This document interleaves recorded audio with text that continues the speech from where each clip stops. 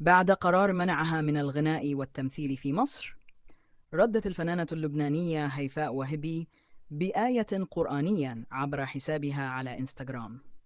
نشرت هيفاء على خاصية ستوري آية من القرآن الكريم تقول: ولا يحيق المكر السيء إلا بأهله، وهو ما اعتبره البعض رداً على الأزمات التي تواجهها في مصر. وفي التفاصيل، أصدرت نقابة المهن الموسيقية في مصر برئاسة الفنان مصطفى كامل قراراً بإيقاف هيفاء وهبي عن الغناء داخل البلاد.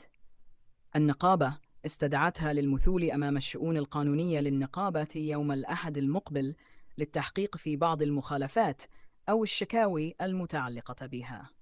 من جانب آخر، اتخذت نقابة المهن التمثيلية برئاسة الفنان أشرف زكي قراراً مشابهاً بمنعها من التمثيل أيضاً. هذا القرار أثار جدلاً واسعاً في الأوساط الفنية وبين جمهورها على وسائل التواصل الاجتماعي. ورداً على هذه القرارات، لجأت هيفاء وهبي إلى مشاركة الآية القرآنية، ما فهم على أنه إشارة إلى أن ما يحدث لها هو نتيجة مكر من بعض الأطراف، وأن العواقب تعود عليهم.